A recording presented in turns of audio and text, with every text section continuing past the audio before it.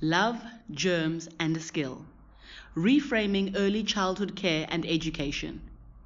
In this talk, DGMT CEO Dr. David Harrison shakes up our thinking about early childhood care and education by asking probing questions such as, what is love? And how can we harness the power of love to enable children to thrive? He draws on biology, genetics, chemistry, and history to bring us closer to answering the question we are all ultimately asking: how can we make a new society? This talk was first presented at the Innovation Edge Think Future Conference on 6 November 2017. Less than a quarter of children in South Africa are exposed to quality early learning before they go to school. That's a massive opportunity. If we filled that gap with a fantastic early learning program for all children, it could shake up the education system and drive economic growth and development over the long term.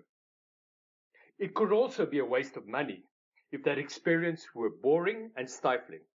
Personally, I gag every time I hear the phrase early childhood care and education, or ECCE for short.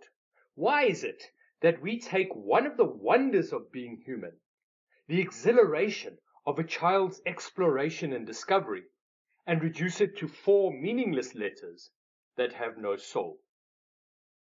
We should be blowing their minds, not trying to fill them like a Christmas sock. I'm using visceral language deliberately, for reasons that will become clearer as we go along. At this stage, let me just say that we need to be less sterile and more evocative when we talk about how children learn. The term educator knocks the stuffing out of curiosity and imagination, and we apply it to children even before they go to school. In general, education has come to mean the imparting of old knowledge, when in fact we should be teaching children to revel in zones of uncertainty, because that's where we discover new knowledge. What about care, you may say? Care is a warmer word, yes, but it's a guarded word too, one that keeps a professional distance from children. We use it because we want to keep our emotions out of it, possibly because of a sensitivity to child abuse. Well, let's take it back, that instinct that's a far more powerful instrument than care. Let's reclaim love for our children. But I get ahead of myself. Let's start at the very beginning, where learning starts. The desire to explore and discover is embedded in our DNA.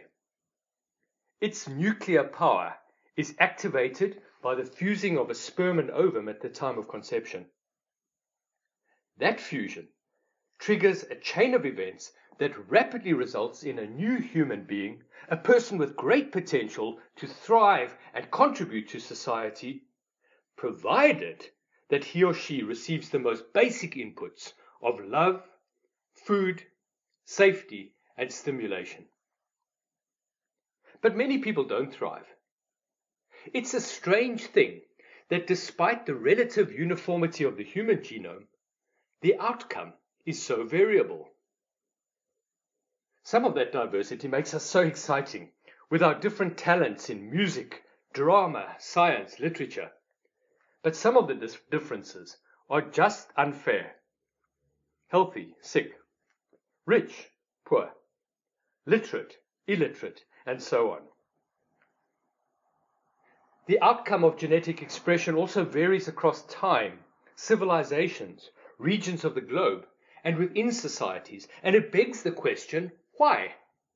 Why are the outcomes so variable for members of that single species, Homo sapiens?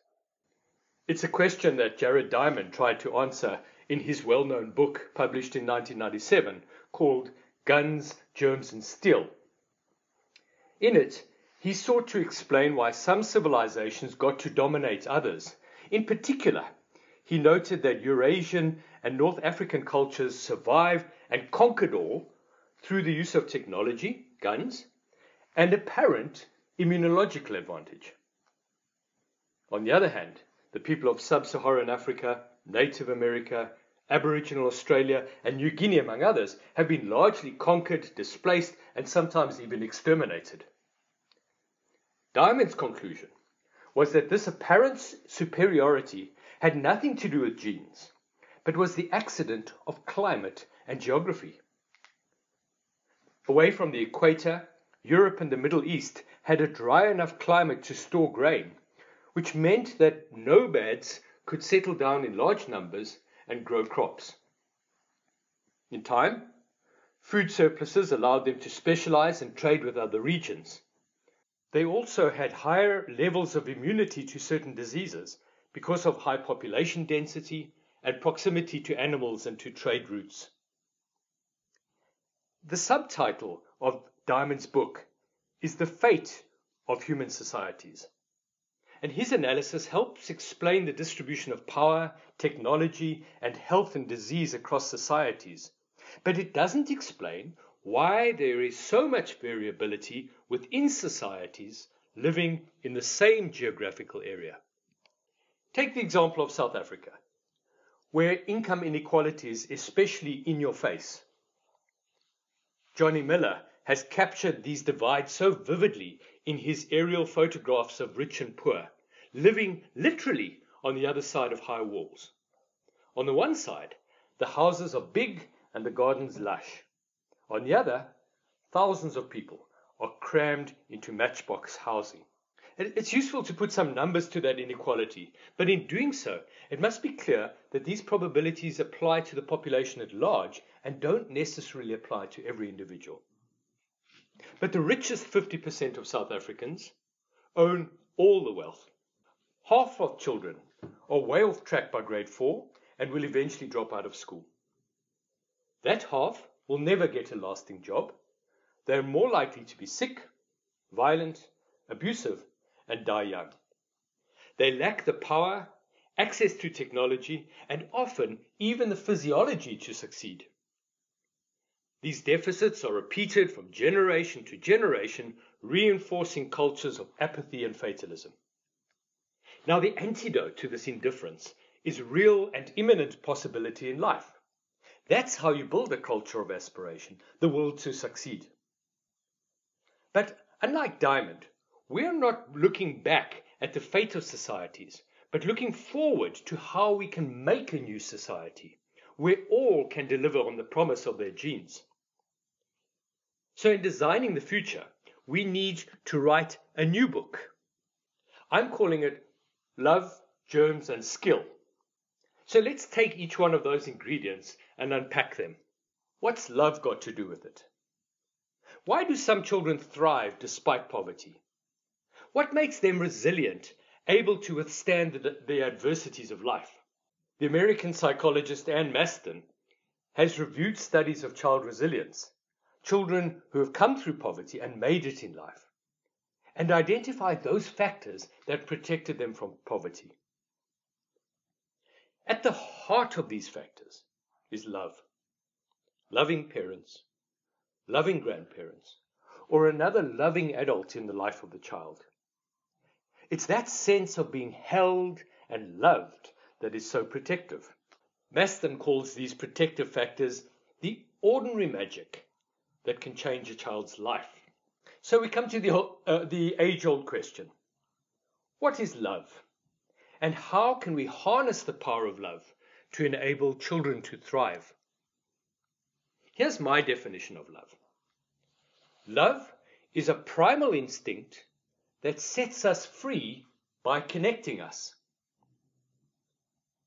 When a father holds his baby and gazes lovingly into her face, his whole body reacts.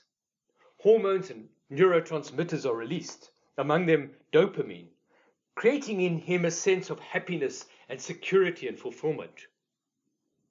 That's amazing enough in itself. But here comes the real mind blower. When the baby sees her father's face, mirror neurons in the front of her brain are activated, enabling her to mirror her dad's thoughts, chemistry, feelings, in many ways to be him in the moment. Dopamine is released in her brain, which sensitizes her to her dad's voice and language and movements. Dopamine stimulates learning. As she grows, embraced by love, she becomes increasingly open to new thoughts and ideas, and her brain starts to draw pictures of its own. She's free to think and to learn and to imagine because she is connected, because she is one with those she loves. Love unlocks the promise of the mind. It sets her free to think for herself. The similarities between microscopic pictures of the brain and macroscopic pictures of the universe are quite uncanny. For example, if you haven't already seen it, Google the beautiful photograph taken by the Hubble telescope of the antennae galaxies dancing together in timeless embrace. At first glance, they look remarkably like a brain.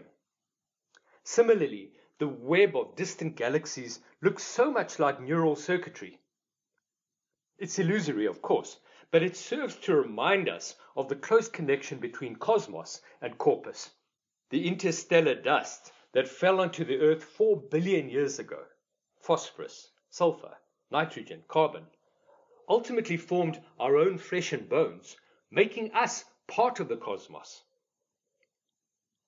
Tiny microbes broke down this dust into new minerals that combined into molecules that allowed for complex organisms like plants and animals to develop. These minerals form the basis of human life, our ability to breathe and to move and to think. Now, love may be just the chemistry of different atoms combined, or it may be a primal force not explainable in purely physical terms. But whether love is a mineral or a miracle, its origins are out of this world. Love has reason, which reason cannot understand, said the 17th century French mathematician and philosopher Blaise Pascal. We may not fully understand love, but we do know that children love to learn. In his book Passés, Pascal described the simultaneous horror and wonder of teetering between two abysses, the cosmos stretching away beyond understanding, and the invisible world of smaller and smaller things that we now know as molecules and atoms. Little could he know that it was on this knife edge on which he stood, the confluence of the big and the small, the cosmos and the biomolecule, that was the very spot where life formed. Now, initially life took the form of pretty gormless and lethargic protocells. But when these protocells found ways to store and use energy, life really started to take off. Such was the demand for energy that some enterprising bacteria decided to specialize as battery cells. But it didn't take very long, a billion years or so, before they realized that the real money to be made in the energy industry was through cell capture. Somehow, a billion years ago, through an event of infinitesimally small probability, some of these battery cells parasitized another primordial cell and eventually formed the mitochondria of all eukaryote cells today. So in effect, we are powered by germs. But our relationship with germs does not end there. Vast numbers of bacteria, viruses, fungi, known as the microbiome, live on and in the human body. In fact, our microbes outnumber our human cells, and humans are better understood as a superorganism of over 10,000 species. This symbiotic biome is largely transmitted from parents to child. In fact, only about 1% of genetic transfer is human, with microbial genes making up the rest. And just in case you're about to make a frantic call to your doctor for a massive cocktail of antibiotics, know this. About half of the hormone dopamine that I mentioned earlier is produced in the gut, as is 90% of serotonin that influences mood, social behavior, sleep, memory, and sexual desire. Do you still want to make that call? In fact, about 30 neurotransmitters are produced in the gut through the interaction between our microbes, yes, let's own them, and our specifically human cells. Microbes in the gut modulate our emotions, our personality, cognition, and our immune system, among other things. Your germs are you. In his book Descartes' Error, Antonio Damasio argues that rationality is shaped by emotion and emotion by bodily senses. In other words, head and heart and gut are one. This view of the integration of body and mind is based on the network of nerves to every part of the body. But now we know that it's not just our viscera that are anatomically connected, but we're physiologically connected to our germs as well. Global travel has all but eliminated regional differences in immunity, but we're now experiencing new threats: separation from the environment, a fear of dirt, antiseptics, antibiotics, and even the overuse of caesarean sections means that our environment and intestinal microbiomes are becoming less and less diverse. Immune-mediated diseases, allergies and chronic diseases, and even some cancers are becoming more common. This dysbiosis is the effect of increasing urbanization, exposure to chemicals, and the lack of green spaces. Now, I'm not calling for everyone to go and roll in the dirt. In the grey spaces of dense informal settlements, gut pathogens predominate, and dysbiosis is even worse, with the result that people are intrinsically sicker, more depressed, and more susceptible to chronic disease. I'm calling for green spaces for children, for them to play in the veld, on the beach, in the mountains, because that's where children live to learn and where they thrive. But it's not just where they learn, but what they learn that's important. If our species is to survive, our children need to understand that they are not the masters of the universe, just part of it, like everything else, dependent on our collective ability to live in harmony. I've taken you on cosmic flights of fancy about love, then plunged you into the very bowels of the earthlings for the movie premiere of Microbial Me. Now, let me end with where we usually start when we talk about early learning: the brain and its connections to the rest of our body. Brain skill formed in the first few years is the scaffold for learning, for the rest of our lives. These skills are of language, physical dexterity, our ability to regulate our own emotions, socialize with others, analyze and plan. It's a bit like climbing the clouds. If you start from the top of a high mountain, there's more climbing inventory and you'll reach far greater heights. If you start from low down, your chances of cloud climbing are pretty slim. Let's just rub this in a little less esoterically. The basic structure of the brain is formed during pregnancy. And during the months and years immediately after birth, millions of crucial connections between different parts of the brain are formed. This means that an infant's brain is particularly receptive to the positive influences and learning experiences.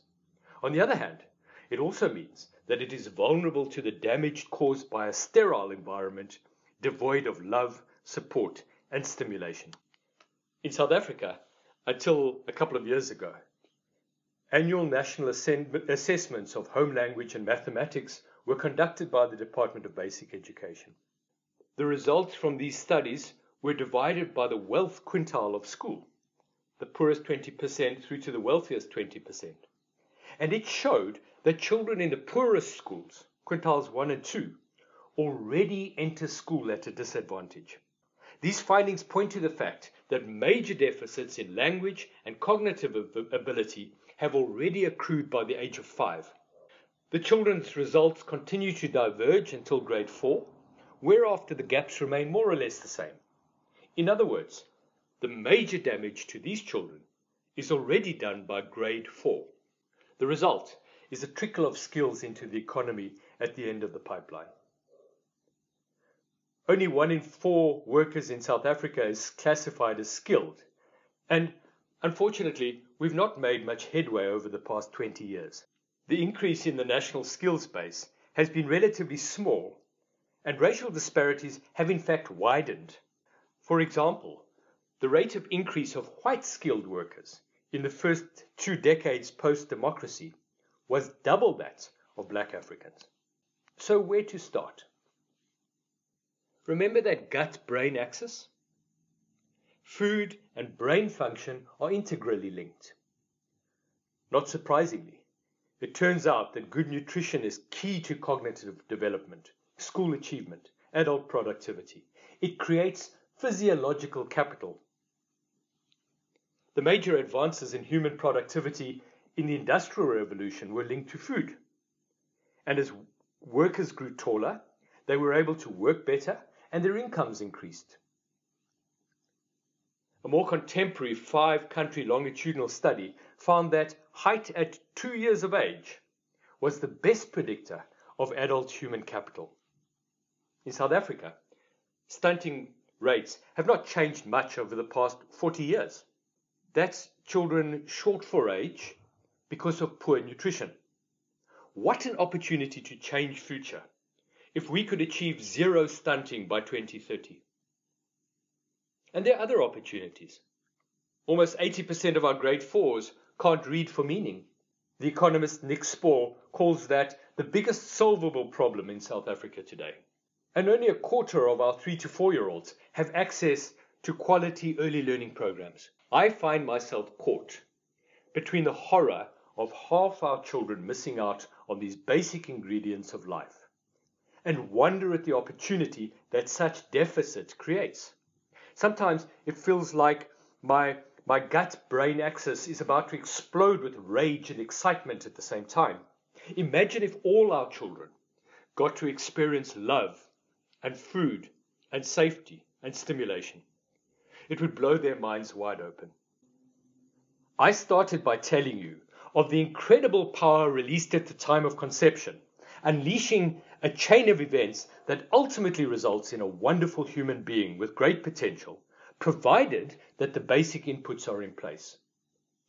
Your genes are powerful determinants of individual talent and ability. But it turns out that all the factors that I've been talking about, love, germs, green spaces, nutrition, all of these factors can regulate the expression of your genes. In other words, we're genetically soft-wired. When young children experience sustained stress, toxic stress, their genes become wired to survive in adversity. They become tough and streetwise. When children are loved and nurtured, their genes are primed to thrive, to love learning, to absorb all of the benefits that life has to offer. The amazing thing is that this genetic fine-tuning leads to changes that can be transmitted to their children, and sometimes even their grandchildren, helping to break the intergenerational effects of poverty and exclusion. Now that's how we create a new and just society.